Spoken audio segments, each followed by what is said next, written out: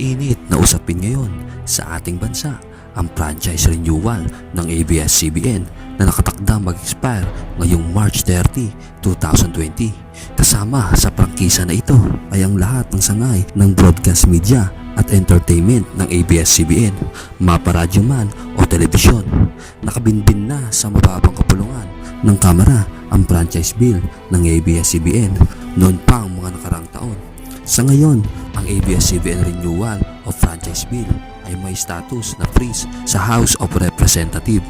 Ibig sabihin, hindi uusad at mapipirmahan ang panukalang ito hanggat di tinatalakay on or before bago mag-expire sa darating na March 30, 2020.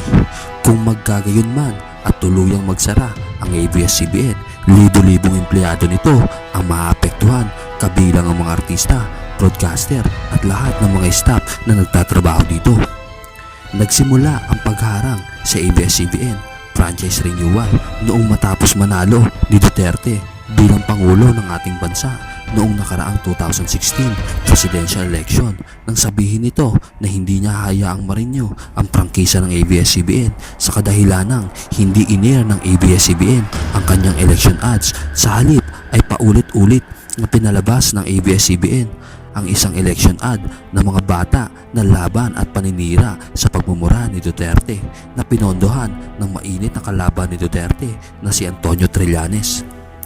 Isa pang dahilan ay ang di pagbabayad ng ABS-CBN sa utang nito sa gobyerno at mga tax due nito. Batay sa mga ulat ay ayaw ng bayaran ng ABS-CBN ang mga utang na ito.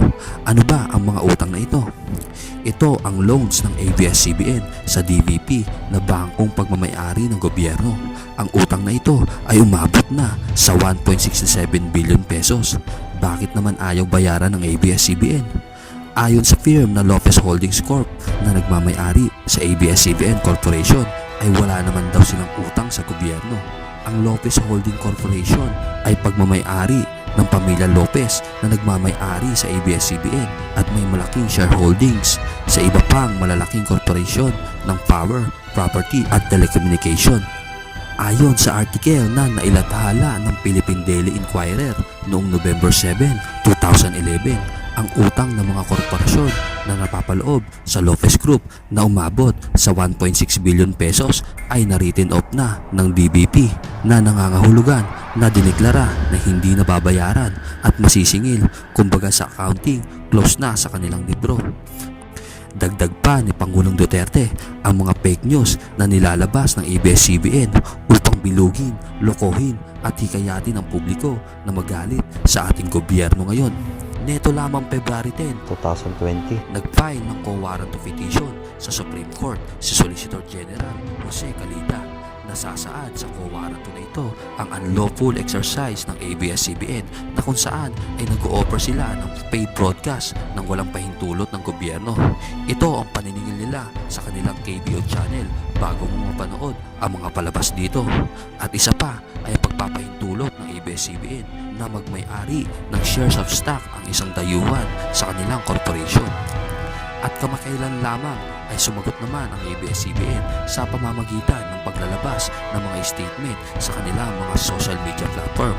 At ito ang sagot nila patungkol sa utang nila sa gobyerno. ABS-CBN has no outstanding tax liability with the Bureau of Internal Revenue. In fact, the BIR issued a tax clearance certificate to ABS-CBN in 2019. For the past 17 years, ABS-CBN has paid a total of 70.5 billion in taxes to the government, making the company one of the biggest taxpayers in the country. We have also been cited as one of the top 200 non-individual taxpayers nationwide. ABS-CBN takes pride in adhering to its corporate values of honesty and integrity in the conduct of its businesses. We have no unpaid obligations to any bank or financial institution.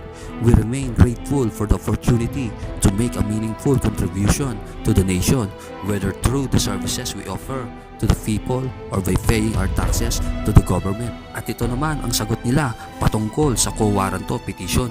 The Office of the Solicitor General's filing of a quo warranto case against ABS CBN on alleged violations of its franchise appears to be an effort to shut down ABS CBN to the serious prejudice of millions of Filipinos who rely on the network for news, entertainment, and public service. These allegations cited by the Office of the Solicitor General in his press statement are without merit.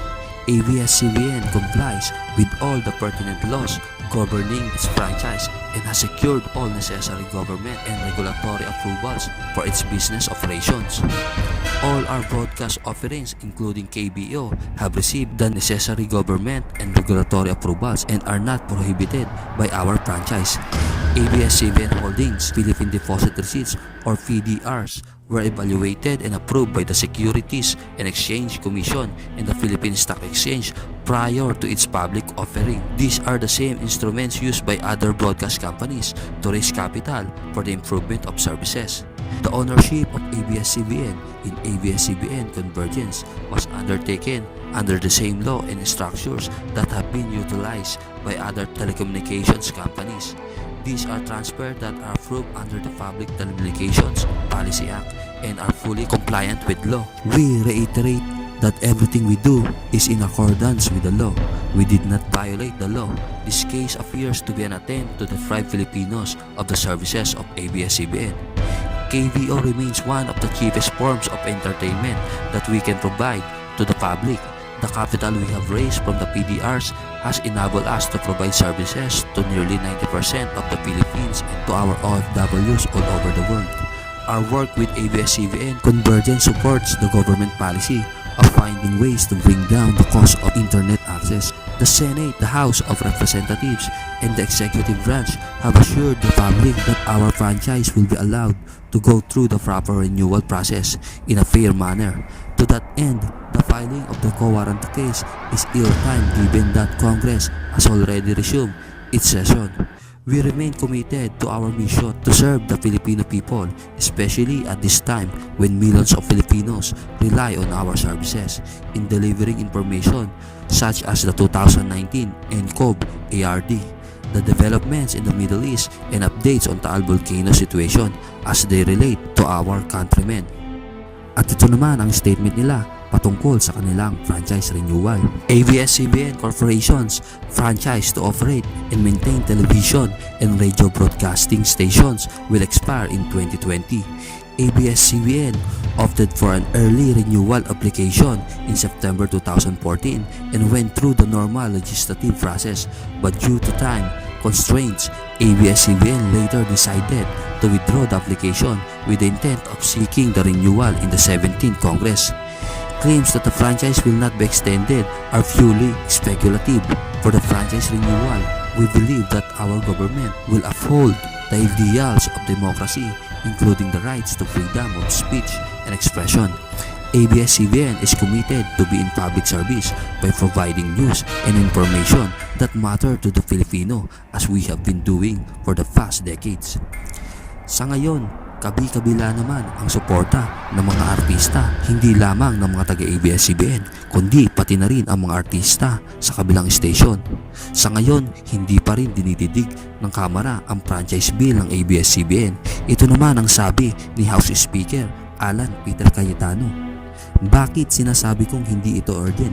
Don't get me wrong, napaka-importante ng franchise ng ABS-CBN. Hindi lang sa 11,000 empleyado nito, pero hanggang March 2022 ay pwede sila mag-operate. Kailangan natin ng lamig ng ulo. Kung tayo ay mag-hearing ngayon, it will suck all the energy of the 18th Congress. Mapapabayaan ang ibang mga importante. Dagdag pa niya, huwag kayong mag-alala dahil hindi naman mag-off the air ang inyong mga paboritong show. Pero sa ngayon, napakaraming importanteng inaasikaso ng Kongreso. Ikaw, sang-ayon ka ba sa pagsasara ng ABS-CBN o hindi? I-comment mo na sa baba ang iyong opinion at sabay-sabay natin itong talakayin. Kung bago ka sa aking channel at mahilig ka sa mga ganitong video, huwag mong kalimutang pindutin ang subscribe button at notification bell button para lagi kang updated sa aking mga video. Nag-upload ako ng video 1 o 2 beses sa isang linggo. Dahil dito sa Knowledge Talk PH, dapat ang karunungan pinag-uusapan at tinatalakayan.